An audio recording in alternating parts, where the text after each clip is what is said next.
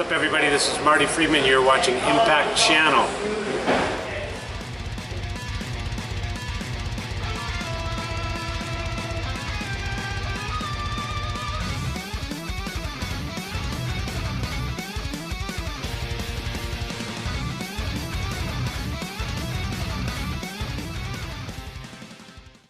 Hey guys, what's up? We are here with Marty Friedman. Nice to meet you, sir. Nice to meet you too. Congratulations first on your new album, Inferno. It was a fantastic record. Thank you very much. And I think you redefined yourself again. What do you think about that?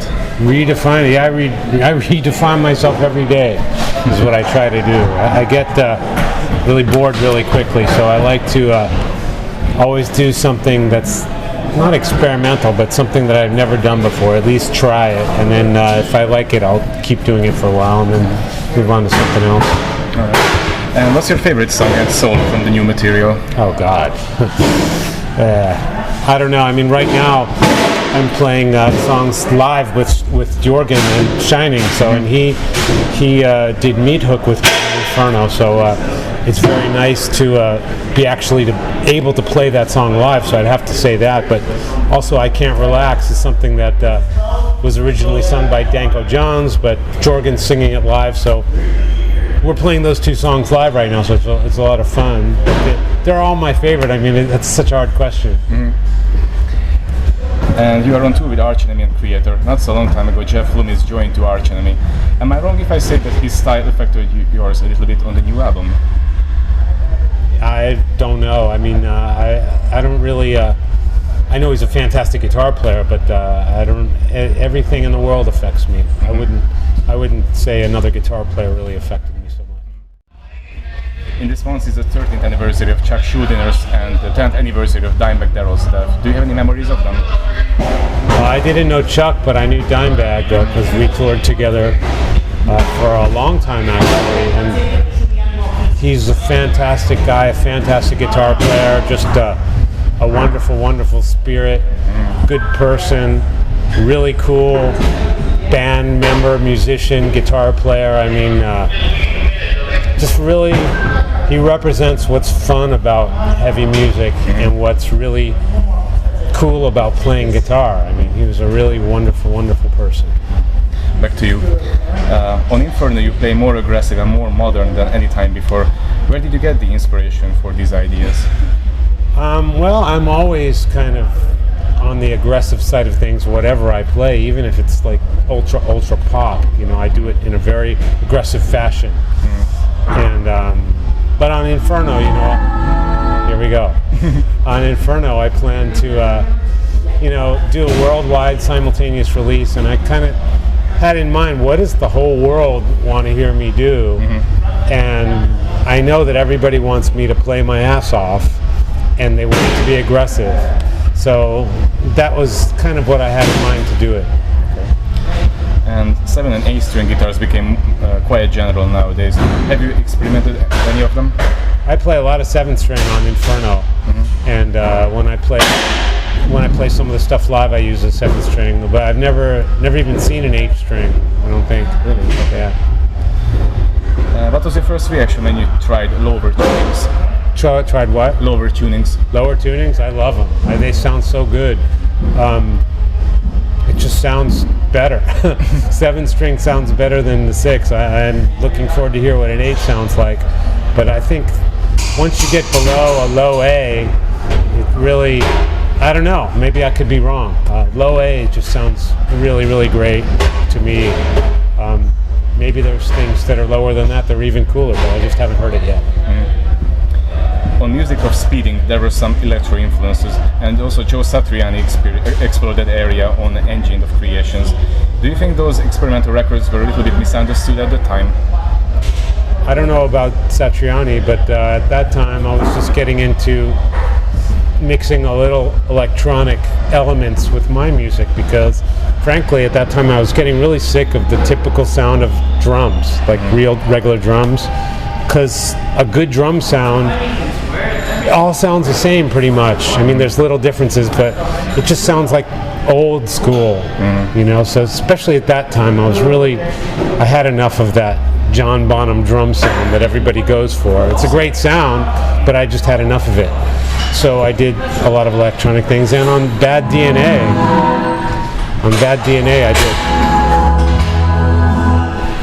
I did a lot more electronic stuff. And to be honest with you, I like both, and if you mix them both together, electronic drums and real drums and non-drums things, different things can keep rhythm elements. You don't have to play drums.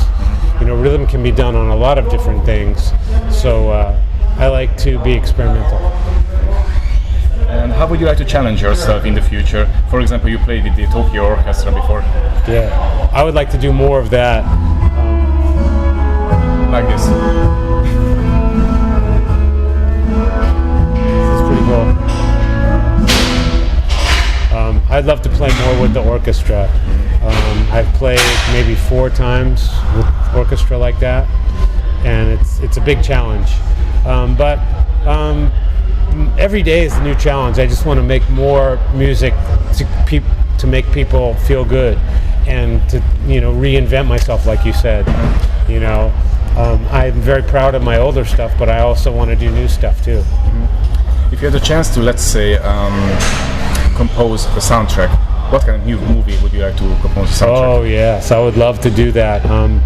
A good movie. But the thing is, the trick to soundtracks is you're not supposed to notice it. If you walk away from the movie and you say, wow, that was a great soundtrack, then you didn't do your job right. You're supposed to walk away from the movie and say, that was a fantastic movie. I love the movie. If you say, oh, the soundtrack was good, that means the movie sucked. You're not supposed to notice it. It's supposed to bring out the story, and it's supposed to be a character, but it's not supposed to take over the film itself. So, but I would love to do soundtracks. I really would. And who would you like to team up with? Who is on your bucket list to play with? I don't have a bucket list, and there's a lot of people that I have played with and that I would like to play with, I guess. But most of them are like Japanese producer type people, Japanese producers. I think maybe, I don't know. I'm playing with the people I like. Do you know Sky Harbor? Sky Harbor No. is it's a band from India, and 2 members of Sky Harbor are playing on the Inferno album, and I think they're fantastic. And I always wanted to play with Shining because I'm a big fan, and here we are today. I just played with them. So I always wind up playing with the people I want to play with. Is what always happens.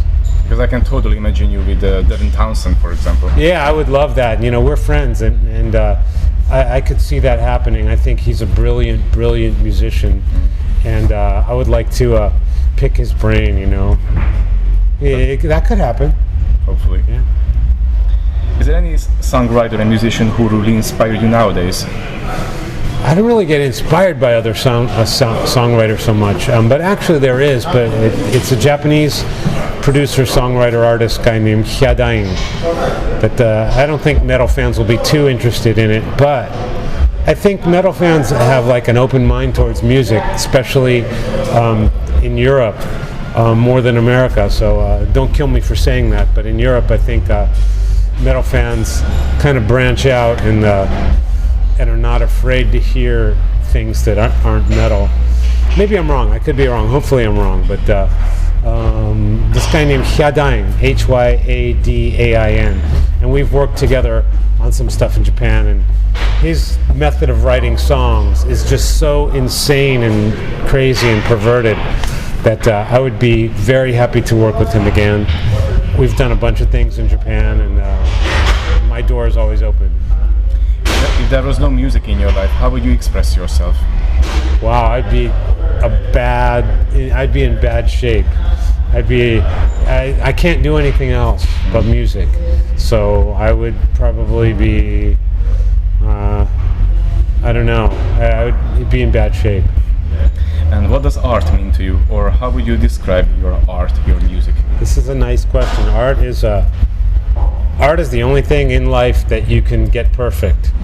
You can't get your life perfect, but you can certainly work on art until every little piece is in place. You know what I mean? Yes. You can fix things, and you can paint things and cover up things and make it exactly what you want it to be. But in real life, things happen that are unexpected, and they don't always go your way.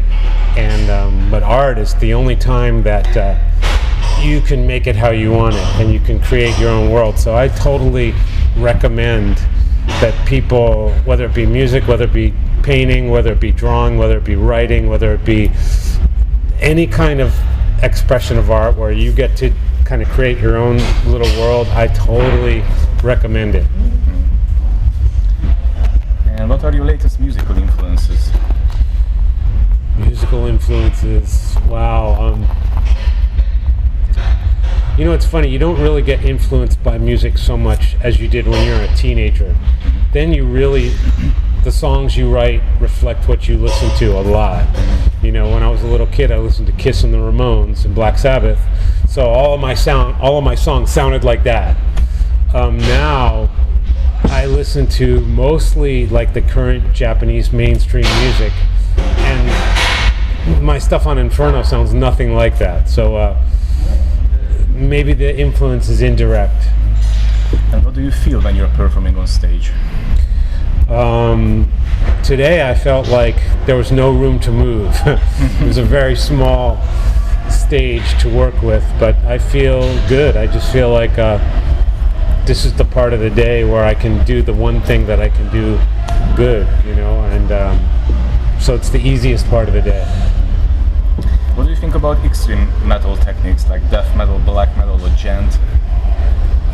Yeah, I mean, I'm into mixing everything. I love mixing cultures, music, art, everything, and you know, I'm not really clear on the names of the genres, but like gent. My friend Kefshav, who's in the band Sky Harbor, they've been, I don't know how he feels about the term gent, but like they've been described as a gent band, and I love stuff that sounds like that. And death metal and black metal and that stuff, I love that stuff too.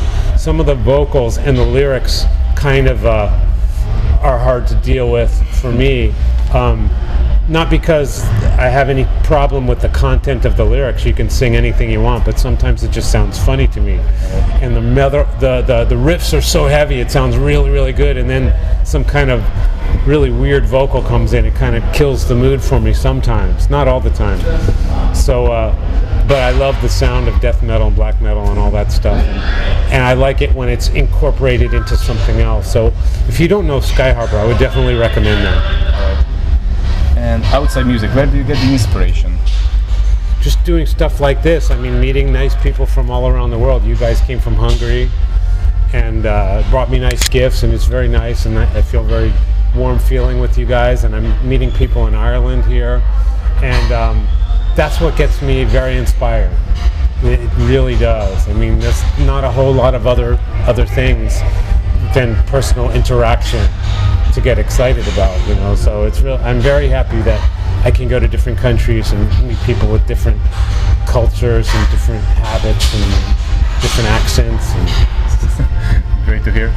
Yeah. And do you have a favorite writer or philosopher? Not really.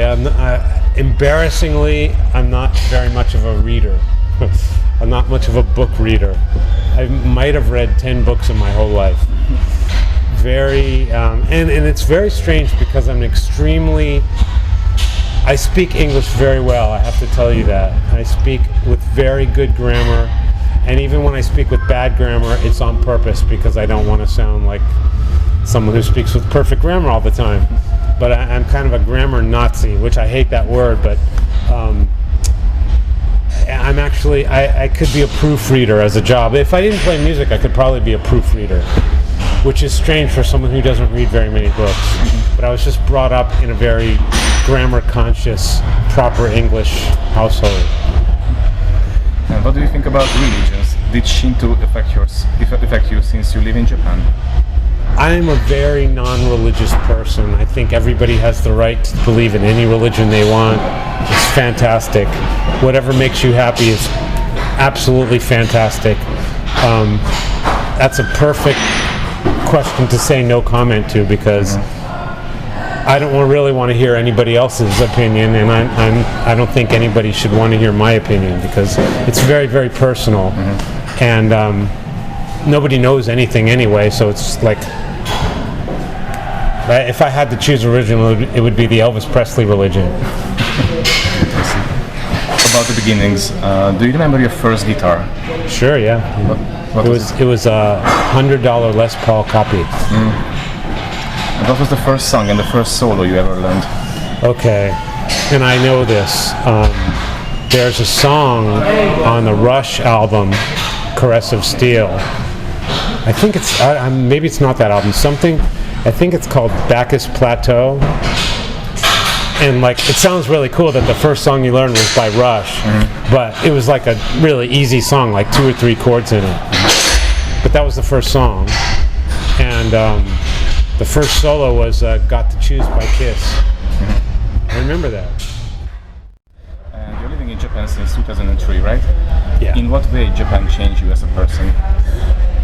I think I'm a much more interesting person now than I was before then, because I have a life outside of music. Of course, music is my life, but I've been able to do so much more in fields outside of music, mostly television, and that has forced me to do so many things that are just way beyond the scope of touring and recording and writing music all the time and playing guitar, which of course that's the most natural, but I've maybe done 600, 700 television programs in Japan, and they're all different. They're not all music. They're everything from variety shows to comedy to politics to food to language to every kind of possible program. So doing that is really, given me outlook, because I never watch TV. So I do it, and that kind of keeps me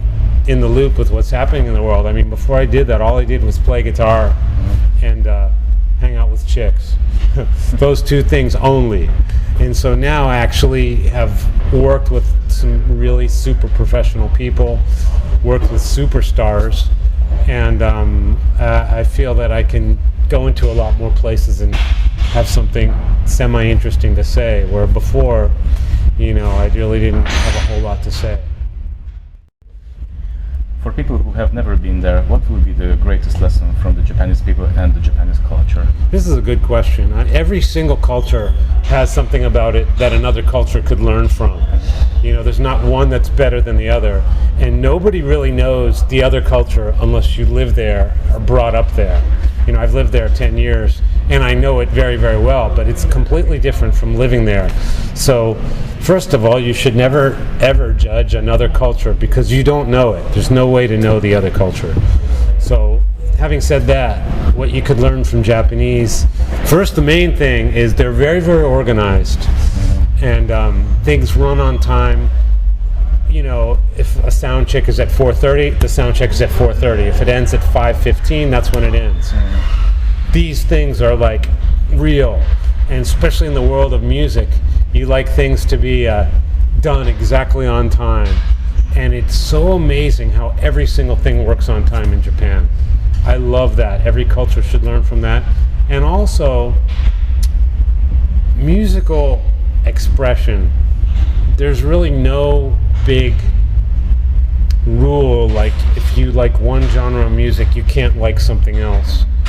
When I grew up, if you were like a rock fan or a metal fan, you would have to hide it if you listened to pop music or R&B music or soul music. You couldn't talk about it because the genres were so strict. But in Japan, there's really no genres like that. Everybody's very kind of everything. Anything is possible. You don't have to like everything, but there's no big rules that, if you like this, you can't like that. And I remember growing up, I didn't want to tell everybody what I liked because, they think, he listens to that and this and that. But in Japan, that concept doesn't exist. So I think it's very healthy for music. Very, very healthy. If you could pick the artist for a Marty Friedman tribute album, who would be on your list? A Marty Friedman tribute album? To play my songs? Yes. I would be honored, but I wouldn't even know the first person to say. I wouldn't even know. Bruno Mars. I would love to hear his tribute to me. How selfish. last questions. Please name your 5 favorite albums of all time. Oh my God. Well, I don't know if I can give you the order, but I would have to say Kiss Alive, Black Sabbath Sabotage, the Ramones live album, maybe Raven Wiped Out for all you metal fans, and Matsuda Aya, her album called 2. Those are the first 5 that come to mind, but of course I'd want to also say Frank Marino and Mahogany Rush live, and I'm missing a lot, but those are the big ones. What's the meaning of life? Meaning of life, rock and roll. And drink beer. And drink beer, yeah, and drink beer, and eat pizza. Would you have any message to your fans? Thank you for listening to this long and very nice questions. A very nice interview, and I hope you enjoy the album Inferno, and I hope to see you wherever you're watching this from. See you. It's a pleasure to meet you. Thank you very much. My pleasure. Thank you very much. All right.